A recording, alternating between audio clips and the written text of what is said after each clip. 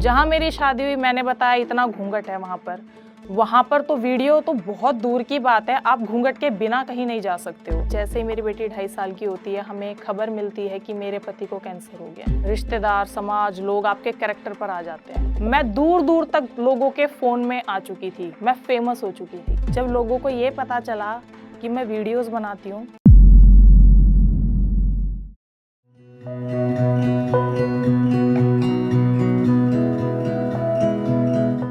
तुम्हारी बहू वीडियो बनाती है, शर्म नहीं आती उसे?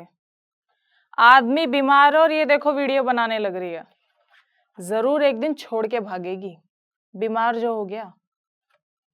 फॉलोवर्स क्या होते हैं, फेम क्या होता है, कुछ नहीं पता था। मुझे बस पैसे कमाने थे। अब आप लोग ये सोच रहे होंगे मैं क्या बोल रही हूँ और क्यों बोल रही हूँ। हमारी देश की आधी से ज्यादा आबादी, यानी मुझे देख रही लाखों महिलाएं, माँ, बेटी, बहू, सबकी कहानी मेरे जैसी ही है। बस उस कहानी के कुछ शब्द अलग हो सकते हैं। नमस्कार। आप में से कुछ लोगों ने मुझे पहचान ही लिया होगा। जी बिल्कुल सही पहचाना आपने। मैं पीहू यादव, करीरा गांव की बेटी, और पपरावट गांव मेरा ससुराल है, जो कि दिल्ली में नजफगढ़ में स्थित है। आज जोश टॉक आशा के मंच पे मैं अपनी कहानी तो आपको सुनाऊंगी ही, लेकिन साथ के साथ मैं आपको ये भी बताऊंगी कि एक महिला का आर्थिक रूप से मजबूत होना कितना जरूरी है और क्यों जरूरी है। तो आपको सबसे पहले मैं बताती हूँ कि मेरी शादी जब हुई थी तब मैं सिर्फ 19 साल की थी, और मेरी शादी पपरावट गांव में हुई थी, जो कि नजफगढ़ में स्थित है। बहुत ही छोटी सी उम्र में मेरी शादी हो गई थी। जब मैं ससुराल में आई तो वहाँ का माहौल एकदम अलग था। बहुएं इतना लंबा घूंघट निकालती थी, बहुएं चारपाई पे नहीं बैठ सकती, कुर्सियों पे नहीं बैठ सकती। बहुओं को बहुत सारी चीजें थी जो बिल्कुल भी अलाउड नहीं थी। एक कमरे में बंद रहना और घर का काम करना बस। वहाँ की ऐसी चीज़ों को देख के मैं ये सोचती थी कि क्या ज़िंदगी भर हमें ऐसे ही रहना है?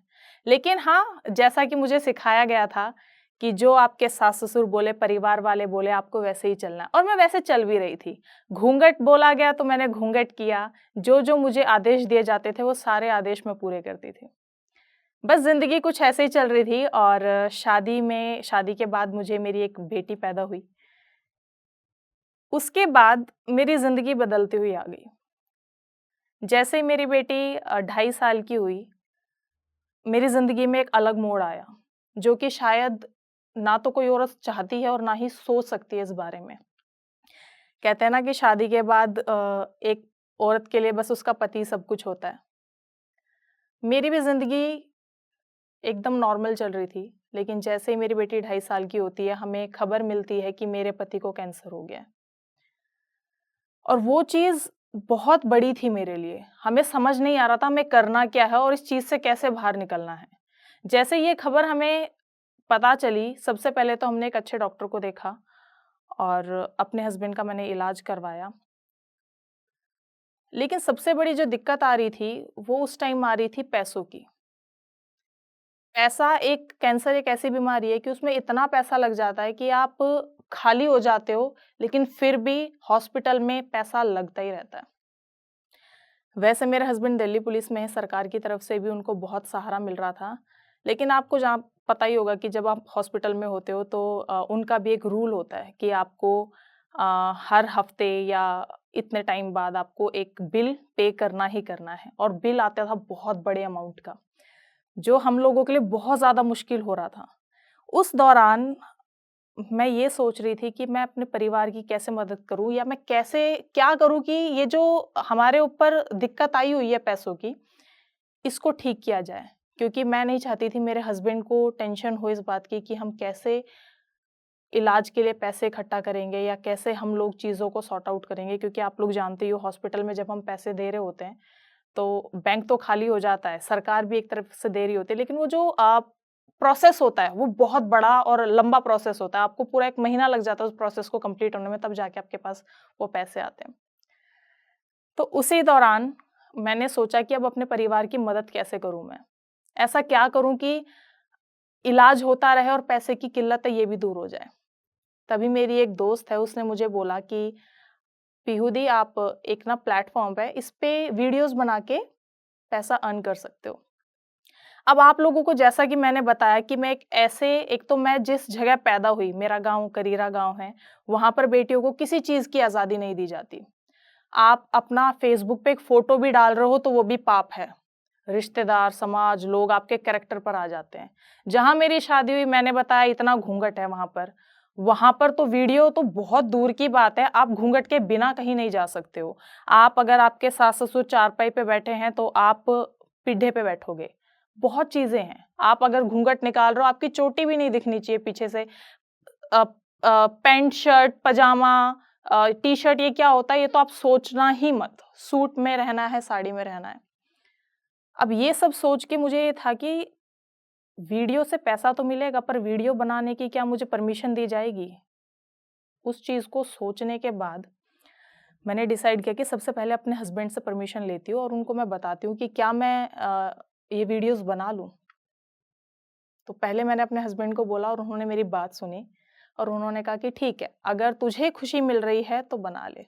उस दौरान मेरे हस्बैंड 80% कैंसर से ग्रसित थे और उनकी पूरी जो बॉडी थी वो 80% उनको कैंसर हो रखा था। एक्यूट ल्यूकेमिया था उनको उस टाइम।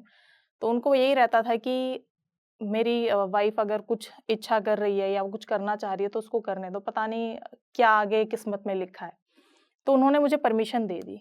जैसे ही उन्होंने मुझे परमिशन दी, तो मैंने वीडियोज़ बनानी शुरू की। लेकिन कहीं न कहीं मेरे दिमाग में ये भी था कि पता नहीं लोग कैसे बातें करेंगे, मेरे मायके वाले, ससुराल वाले कैसे बातें करेंगे। तो मैंने एक चीज़ और सोची कि मैं घर पे जाती हूँ और एक बार अपने सास-ससुर से और पूछ लेती हूँ कि क्या मैं वीडियोज़ बना सकती हूँ? तो जैसे ही मैं अपने घर पे गई हॉस्पिटल से, तो मैंने उनसे भी परमिशन ली, तो उन्होंने कहा कि अगर आपके मतलब मेरे हस्बैंड को कोई दिक्कत नहीं है, तो आप बनाइए, हमें भी कोई दिक्कत नहीं है। फिर मैंने वीडियोज़ बनाना शुरू किया। जैसे ही मैंने वीडियोज़ बनाया, 1 हफ्ते तक मैं और मेरे हस्बैंड मिलके वीडियोज़ बनाते थे, तो उनके लिए भी एक टाइम पास का ज़रिया हो जाता था और हम दोनों बहुत खुश होके वीडियोज़ बनाते रहते थे। उस दौरान 1 हफ्ते मैंने वीडियो बनाया और मेरी अर्निंग आने लग गई। वीकली पेमेंट का क्राइटेरिया था, तो जब मेरी फर्स्ट पेमेंट आई तो मैं बहुत खुश हो गई थी। पेमेंट कम थी लेकिन पेमेंट आई थी, वही कहते हैं ना कि डूबते को तिनके का सहारा काफ़ी होता है। तो जो मेरी पहली पेमेंट थी वो थी 4000 रुपए की। मैंने अपने हस्बैंड को वो पैसे ट्रांसफ़र किए और कहा कि ये मेरी पहली पेमेंट है। लेकिन हाँ, उससे कुछ सहारा तो लगने वाला था नहीं। मैंने हिम्मत नहीं हारी। मुझे था कि मुझे और मेहनत करनी है, अगर इस बार 4000 आए हैं, तो जो अगली पेमेंट आएगी वो ज़्यादा आएगी, तो और ज़्यादा मेहनत करूँगी मैं। तो अगले हफ्ते मैंने और ज़्यादा मेहनत की और जो नेक्स्ट पेमेंट थी वो भी मेरी 6000 की आई। लेकिन उस दौरान मैं चीज़ों को समझ चुकी थी कि मैं कैसे वीडियोज़ बनाऊँ या कैसे मेहनत करूँ कि मैं ज़्यादा पैसे कमा सकती हूँ। जैसे ही थर्ड पेमेंट आने वाली थी, तो पेमेंट तो मुझे बहुत अच्छी मिल गई। जितना मैंने उम्मीद भी नहीं की थी, उतनी अच्छी मुझे पेमेंट मिली थी। लेकिन जो दूसरी साइड चीज़ें होने लगी थी, वो ये था कि मैं दूर-दूर तक लोगों के फ़ोन में आ चुकी थी, मैं फ़ेमस हो चुकी थी। मुझे नहीं पता था मैं फ़ेमस भी हो रही हूँ और फ़ेमस होना क्या होता है, उस दौरान मुझे नहीं पता था। मुझे बस पैसे कमाने थे और मैं पैसे कमा रही थी। जो दूसरी साइड चीज़ें चल रही थी, वो थी कि हर घर के फ़ोन में मेरी वीडियोज़ थी। सब मुझे देखते थे, मेरी वीडियोज़ को लाइक, कमेंट, शेयर करते थे और दूर-दूर तक हर कोई अपने स्टेटस पे लगा रहा है, अपना शेयर कर रहा है एक-दूसरे को। तो वो शेयर मेरे रिश्तेदारों तक भी जा चुका था। खबर ससुराल वाले रिश्तेदारों को भी जा चुकी थी और मेरे मायके वाले रिश्तेदारों को भी जा चुकी थी।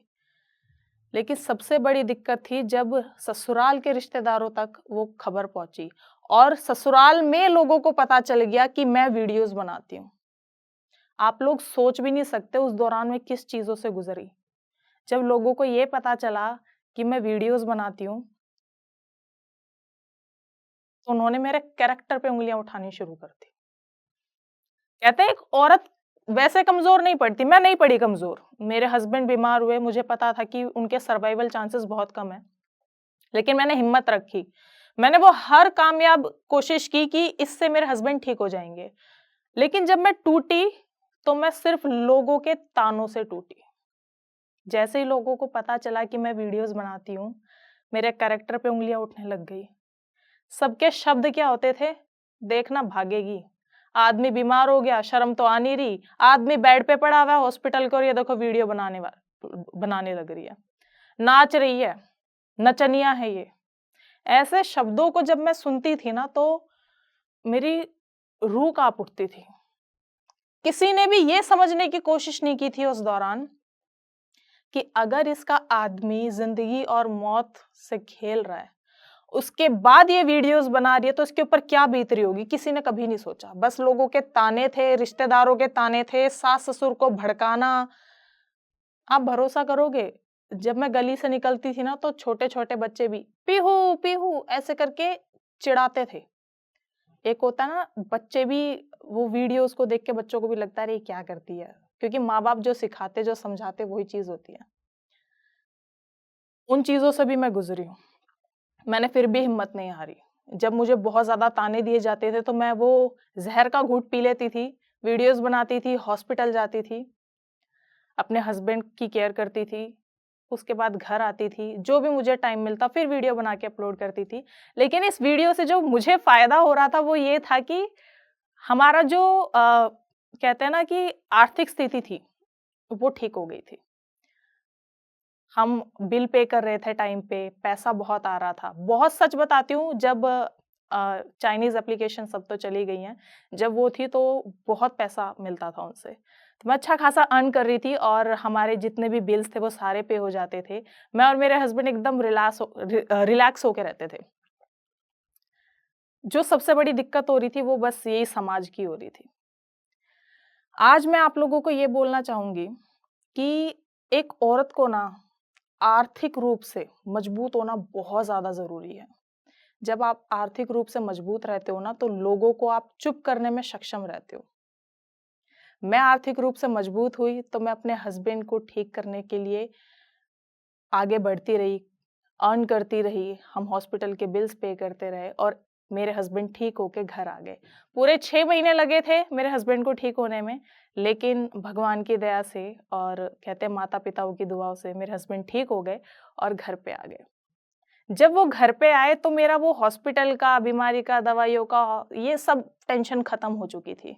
लेकिन जो सबसे बड़ी टेंशन से मैं गुज़र रही थी, वो तानों से गुज़र रही थी, लोगों की सोच से गुज़र रही थी, समाज की सोच जो महिलाओं के प्रति है, उस चीज़ से गुज़र रही थी।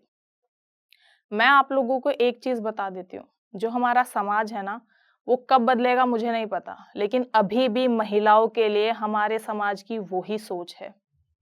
अब मैं आप लोगों को एक बात और बताती हूँ।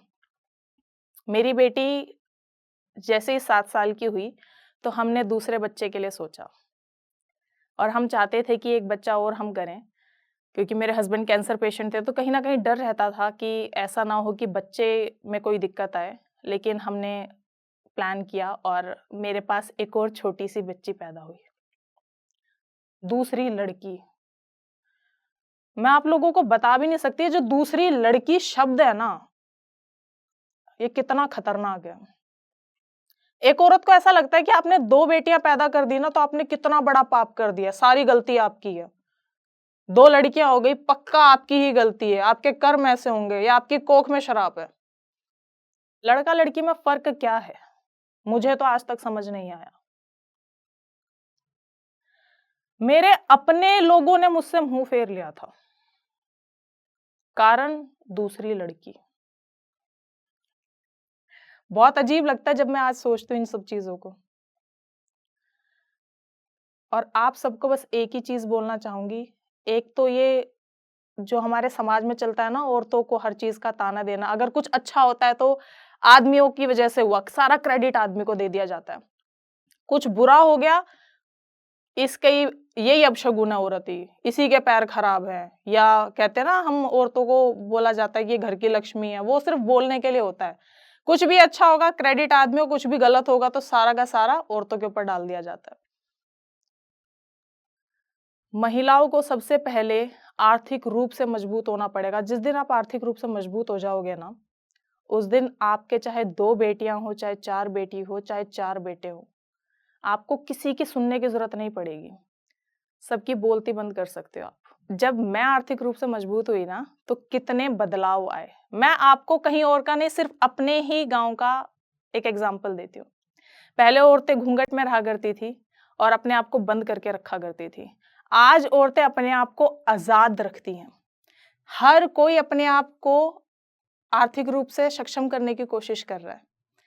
औरतें जहां पहले बाहर नहीं निकलती थी, अब बाहर निकलती है। जहां उनका अपना कुछ भी पहनने की कोई इच्छा नहीं थी, वो सिर्फ सूट और साड़ी में रहा करती थी, आज वो अपनी इच्छा से सब कुछ पहन सकती हैं। ये बदलाव आया है जब मैंने अपने आप को अपने कदम को कहते हैं ना, आगे रखकर, सब चीजों को छोड़कर जब मैं आगे बढ़ी, तो मुझे देखकर कितनी महिलाओं को हिम्मत मिली और वो भी अपने आप को बदलने की कोशिश में लग गई। तो जाते जाते मैं आप लोगों को एक बात और बताना चाहूंगी, जितनी भी महिलाएं, माँ, बेटी, बहुएं, जितनी भी हैं, उन सबको जाते जाते एक बात और बोलना चाहूंगी। मैं तो आर्थिक रूप से मजबूत थी, अब चाहे मेरी 2 बेटियां हो, समाज के ताने हो, मैंने तो अपने आप को उन सबसे टक्कर लेके मजबूती से खड़ा कर लिया। अब आप अपने आप के लिए सोच के चलिए कि आपको अपने लिए इज्जत कमानी है या फिर आपको दूसरों के ताने सुन सुनकर जिंदगी निकालनी है। अगर आप चाहते हो इज्जत से रहना और आप चाहते हो कि समाज आपको हर चीज में ताने देना छोड़ दे और हर चीज जो भी गलत हुई है उस चीज का कसूरवार आपको ठहराना छोड़ दे, तो अपने आप को आर्थिक मजबूत कर लीजिए। जिस दिन आपने ये कर लिया उस दिन आपको इज्जत भी मिलेगी, मान सम्मान भी मिलेगा। और मैं आज भी आप लोगों को कहती हूँ, किसी से मांगने की जरूरत नहीं है आपको कि हम मुझे ये चाहिए, वो दिला दीजिए, पैसे चाहिए, किसी से मांगने की जरूरत नहीं है। अपने आप को आर्थिक मजबूत कर लीजिए, इज्जत मिलेगी, समाज से लड़ने की ताकत मिलेगी। धन्यवाद। एक ऐसा कोर्स जो घर बैठे आपको स्किल्स भी सिखाए और जॉब भी दिलाए। जोश talks jobs for women course के साथ इट इज पॉसिबल। करिए अपने करियर की नई शुरुआत जोश टॉक्स के साथ। ज्यादा जानकारी के लिए click on the link in description.